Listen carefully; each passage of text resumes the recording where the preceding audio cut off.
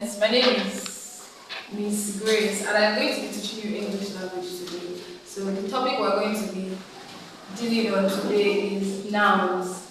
Now, a noun is a class of speech. I'm sure you are familiar with the classes of speech, but today I'm going to be taking noun exclusively. So a noun is a naming word. Basically, a noun is a naming word. The name of anything at all, anything you can think of. Think of anything and give it a name. That is a noun. For example, board. That is the name of something. Marker is the name of something. Ink is the name of something. So anything you can think of and give a name to is a noun. So a good definition for a noun is simply a noun is a naming word. A noun is a word that is used to name things. It is used to give names to things.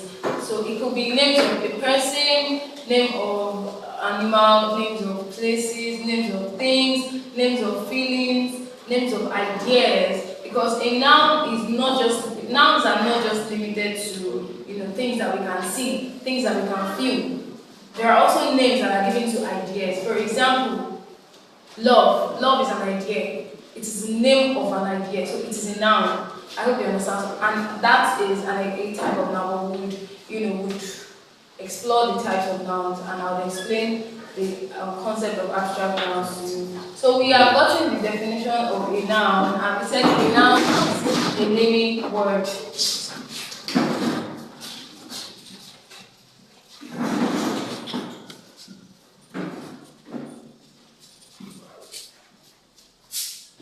A noun is a naming word.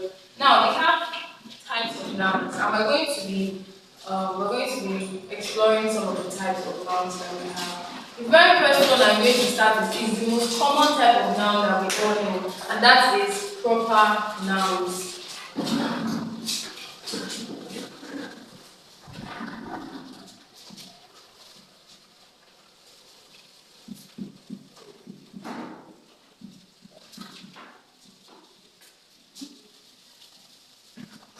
Now, a proper noun is a name that is given to a specific object, a specific person, or a specific thing. For example, Ade.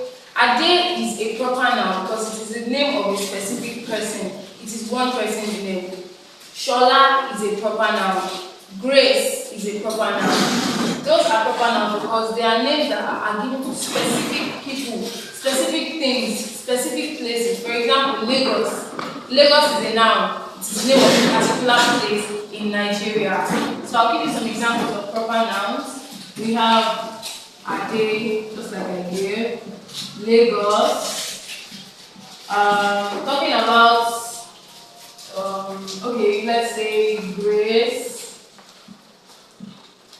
Those are examples of specific things, specific people, and specific places.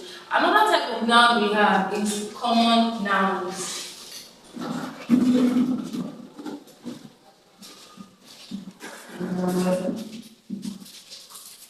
A common noun is a name that is given to a collective group of things, people, or places. Now, when you have a word like boy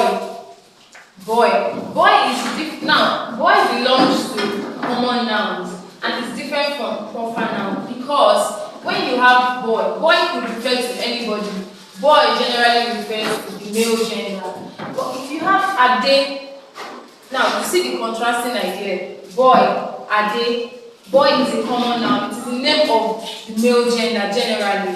Man is also a common noun. Man is not somebody's name. It is the name of a particular, group or gender of human beings. I hope you understand. So, examples of common nouns: we have boy, we have man, we also have community. Community is also a common noun because it is the name of a group of people. It is the name that is given to a particular group of people, either people that reside in the same, geographical location, or people who share the same ideas. Community. We also have people. People is also a common noun. people. So that's what common nouns are. Now, I made mention of nouns not being peculiar to only things we can see, and that's going to lead us to abstract nouns. The third type of noun I'm going to teach is abstract noun.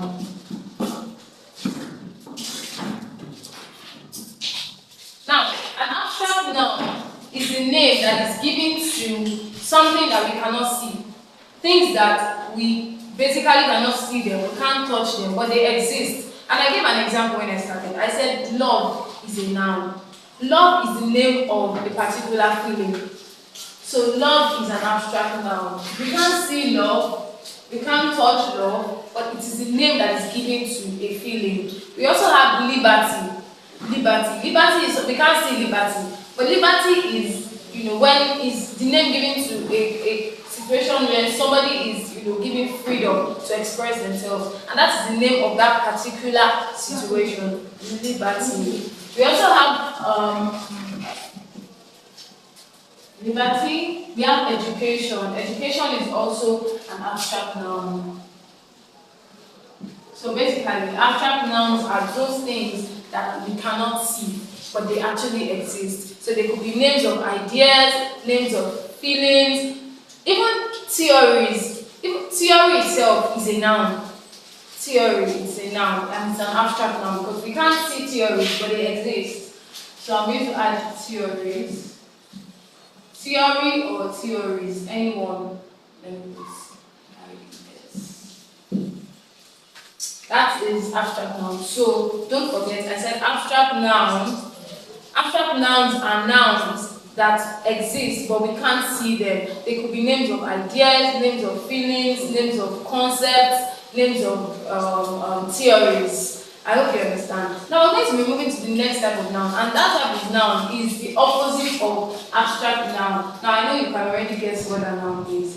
I said abstract nouns are nouns that exist, but we cannot see them. So when I say the next type of noun are the opposite of abstract nouns, you already know what I'm talking about, and that is concrete nouns. So the first type of noun I'm going to be talking about today is concrete nouns. Now, these nouns are one of the simplest nouns that you can identify.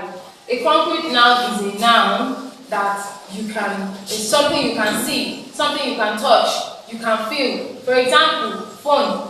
Phone is a concrete noun. What makes phone different from love is because we can see this phone, we can touch it. That makes it a concrete noun. But when we see love, we can't see love. When we say love, rather, we can't see love. We can't touch love. We can only feel it. We can only experience it. And when I mean feel, I don't mean physical touch or when you can actually touch something with your hand and feel it. No. Abstract nouns. Love belongs to abstract nouns, and they are like emotions actually.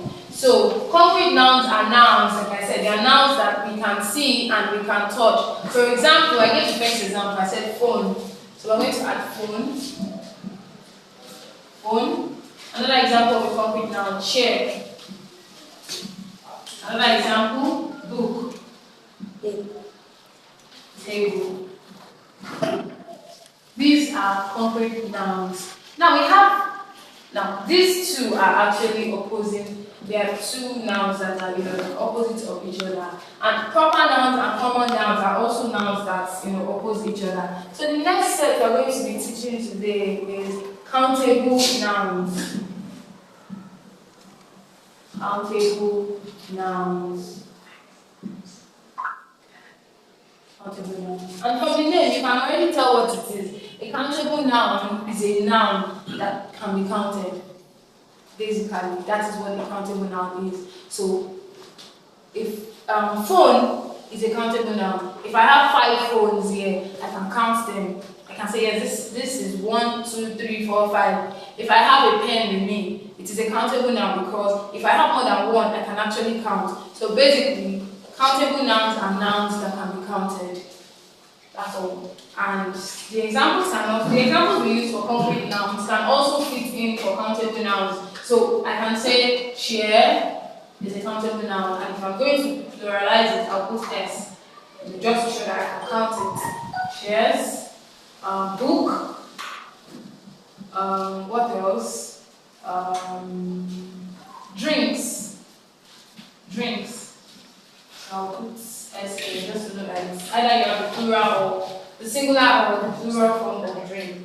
Now, the opposite of this noun is uncountable nouns. We have countable, we have uncountable. So the sixth type of noun is uncountable nouns.